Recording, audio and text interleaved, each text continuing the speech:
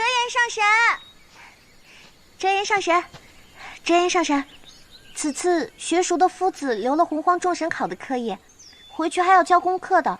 只是小九有一问题实在是不明。折颜上神学识渊博，小九特意来向折颜上神请教。我这里有小叔做的束发玉簪，是小九拿来给折颜。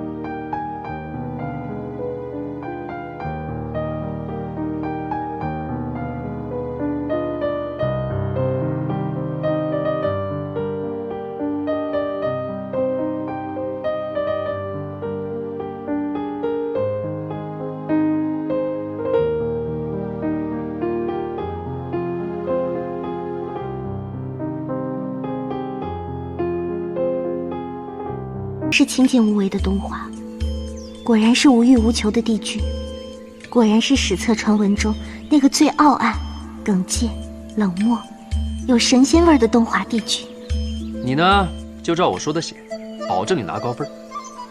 上神如此说，莫非还有什么隐情啊？东华是在碧海苍灵化世，经历了许多磨难。你别看他现在这个样子，打架打得很有出息。可惜他本人对于一统天下一直没有多大兴趣。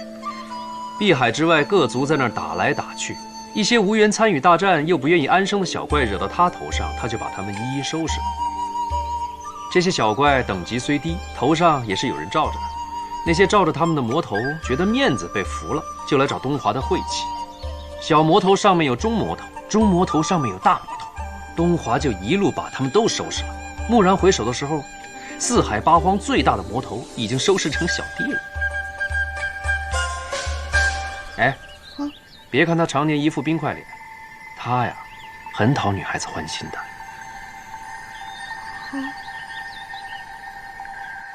也不知魔族哪个魔头家的小姐，当时很有盛名，行事颇放荡，看中哪个男子，当夜即同对方一笑冤梦。这位小姐自见了东华，便害上相思。尊座半夜归家，可让妾身等得好苦啊！没想到尊座如此心急。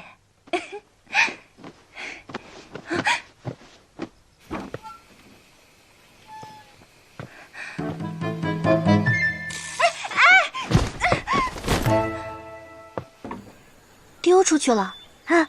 丢出去好，丢出去好。那位魔族小姐仍然不死心，扎扎实实被丢出去好几回。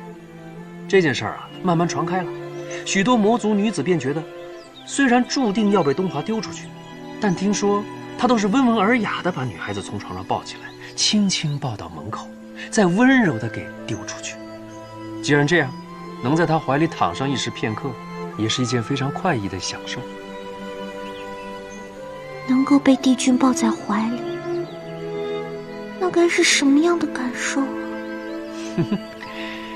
从此以后啊，更多魔族小姐前仆后继，他们总有办法解开东华帝君设下的结界。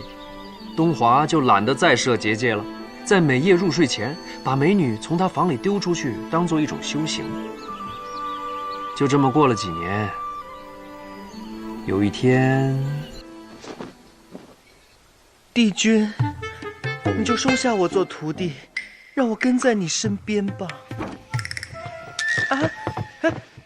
哎呀，帝君！哎呀，所以啊，后来父神到碧海苍陵延邀东华的时候，东华二话不说就跟着父神走了。这就是后世东华帝君选择神族摒弃魔族的传说的真相。可惜啊，神族的女子相比魔族虽然较为规矩，但东华为了清闲，还是不得不避入了太成宫。那东华帝君他既不喜欢女孩子，又不喜欢男孩子，那他喜欢什么呀？好问题。我揣测他喜欢的是那种毛茸茸，然后油亮亮的。他喜欢猴子？毛茸茸、油亮亮的不一定是猴子吧？我是看他前后3头坐骑都是圆毛，所以揣测他更重于圆毛一些。那我也是圆毛的。你觉得他会喜欢我吗？随口问问，随口一问。他应该更喜欢威猛一些的。他前后3头坐骑都是什么狮子、老虎，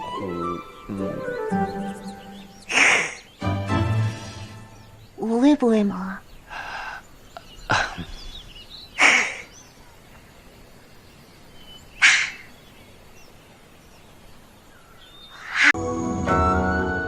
星君，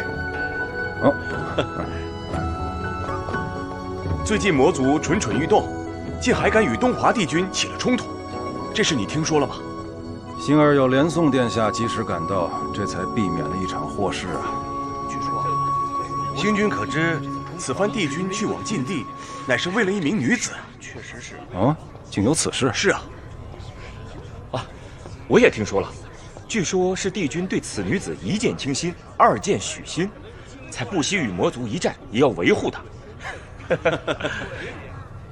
传得这么有板有眼的，听谁说的？连宋殿下。连宋的话都信？信啊，信啊，怎么能不信？当然信了。徐帝君呢？说得好，是个女子，说出来我都不信呢。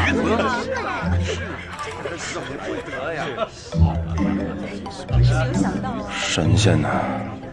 哎，折颜上神，你就帮帮我吧。若是让我的爹娘知道我不惜自降身份要去九重天做仙娥的话，那他们定会打死我的。万一让爷爷知道了，那他肯定觉得我在给青丘丢人。折颜上神，你就帮帮青丘，帮帮我吧。你都知道大家会生气，仍然要去？我一定要去。爷爷跟我说过，滴水之恩当涌泉相报，更何况是这种救人之大恩。我身为青丘帝妻，绝对不能丢青丘的颜面，这是我凤九的为人处事之道。好，你这忙我帮。你这么乖巧伶俐，厨艺又好，东华就算是个老冰块，一定也抵不过你的乖巧伶俐，更抵不过你的厨艺。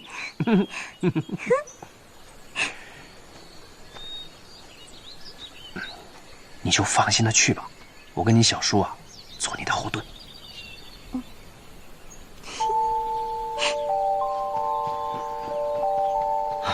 九天神女，谁没爱慕过东华帝君？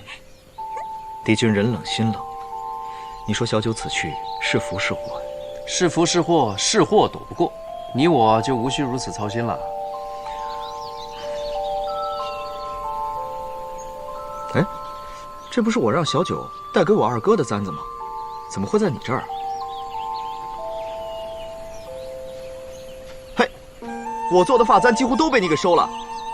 你要那么多，你又不戴，你有什么用啊？这个老凤凰！你要向帝君报恩？九重天相传帝君英雄救美的事，竟然是真的。此次可是救命之恩呢，我们青丘一定是有恩必报的。所以，要不我作为一个仙娥，在帝君身边伺候他如何？这怎么行？那太荒唐了。那我也想不出别的办法来了呀。那不然司命，你说说，我该如何帮到帝君？或者说，他有什么需要我去做的？以帝君老人家的身份，也确实不需要谁再为他做什么了。这不就得了？可你是青丘未来的女君，这么做有失身份。这有何难？我只要不让人发现我是谁就好了嘛。哎呀，你就帮我扮作小仙娥混进太晨宫吧。